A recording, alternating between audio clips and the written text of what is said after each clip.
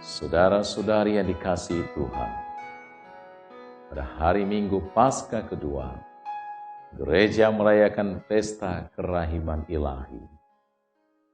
Santo Thomas Aquinas mengatakan bahwa Allah pada hakikatnya menunjukkan kerahiman, bahkan menyatakan diri maha kuasa melalui kerahimannya. Patut kita sadari bahwa kerahiman Allah itu bukan tanda kelemahan, tetapi tanda kekuasaan. Hal itu juga diungkapkan dalam salah satu doa pembukaan perayaan Ekaristi. Allah, Engkau mewahyukan kemahakuasaan-Mu terutama melalui kerahiman dan pengampunan. Allah akan tetap hadir dalam sejarah manusia sebagai Dia yang hadir, Dia yang dekat, penuh perhatian, kudus, berbelas kasih, dan penuh kerahiman. Kata kerahiman dalam bahasa Ibrani dipakai kata rahamim, terkait dengan kata reken, yang berarti rahim atau kandungan. Kata rahamim menunjuk pada belas kasih Allah yang sifatnya seperti rahim ibu, melindungi, merangkul, menyelimuti, menghidupi, menghangatkan, memberi pertumbuhan, menjaga, dan menerima tanpa syarat. Hidup janin berada dan tergantung pada rahim. Rahim memberi kehidupan dan menjadi tempat kehidupan. Berbicara tentang rahim berarti berbicara tentang kehidupan manusia. Allah yang Maha Rahim adalah Allah yang seperti itu. Menerima, mengasihi, mengampuni, menjaga, dan menumbuhkan kita. Dan itu kita alami dalam diri Yesus Kristus Tuhan kita. Saudara-saudari yang dikasihi Tuhan, pada peristiwa penampakan yang diceritakan dalam Injil hari ini, Yesus memberi damai sejahtera, mengutus para murid untuk mengampuni dosa, dan mereka menerima Roh Kudus. Yesus memperlihatkan luka-lukanya untuk memperlihatkan bahwa ia telah mengalami sengsara dan kematian. Tetapi kini ia dibangkitkan oleh Allah dan menjadi penyelamat dunia. Bersama Thomas, para murid diajak mengakui Yesus yang sengsara dan mati itu sebagai Tuhan dan Allah. Ya Tuhanku dan Allahku. Sebagai orang yang punya kuasa mengampuni dosa.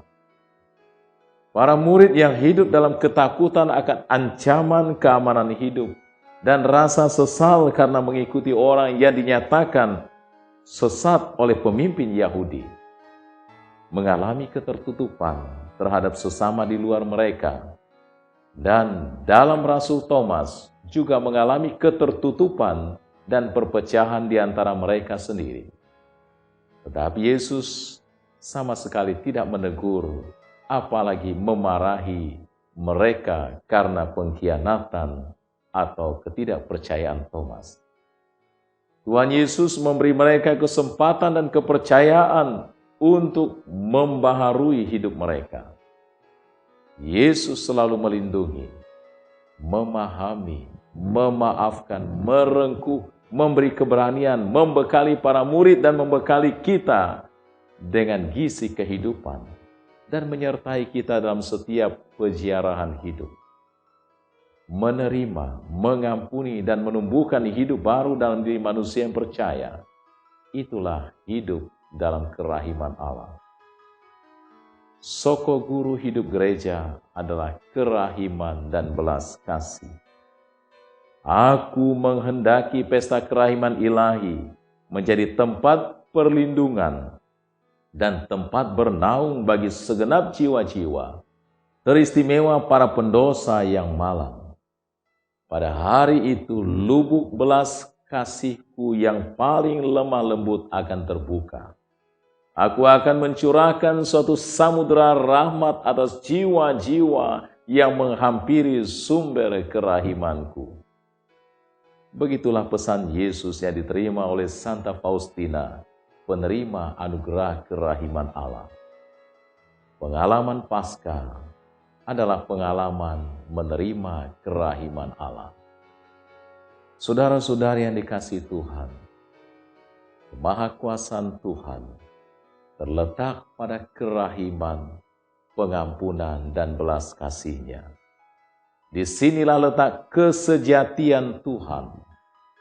Kita diundang untuk mengambil bagian dalam kesejatian Tuhan yang selalu melindungi, memahami, memaafkan, merengkuh, memberi keberanian, membekali kita dengan gizi kehidupan, dan menyertai kita dalam setiap peziarah hidup. Kerahiman adalah suatu kebajikan Kristiani yang sangat penting. Tidak sama dengan sekedar keadilan atau ganti rugi saja. Sebab zaman kita adalah zaman perhitungan. Semuanya menurut perhitungan. Di mana ada kebencian dan dendam.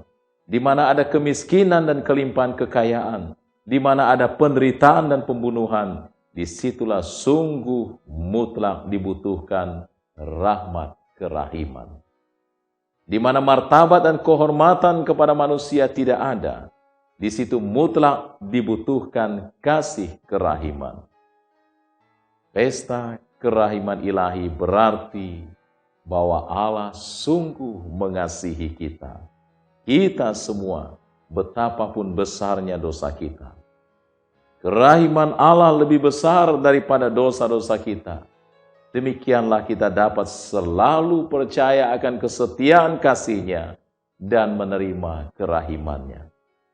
Tetapi kita juga harus meneruskan dan mengalirkan kerahiman itu kepada sesama kita. Saudara-saudari yang dikasihi Tuhan, apakah pesan kerahiman ilahi kepada kita? Kerahiman berarti tahu dan mau memahami kelemahan diri sendiri dan kelemahan orang lain, serta juga bersedia dan mampu untuk memaafkan dan mengampuni sesama. Mencintai tanpa syarat, bukan hanya mencintai karena ini, karena itu, tetapi juga mampu mencintai seperti Yesus, walaupun seringkali manusia tidak mampu mengasihinya. Kerahiman bagi kita adalah salah satu ciri khusus kekudusan Kristiani sejati dan kesejatian hidup kita sebagai pengikut Yesus. Amin.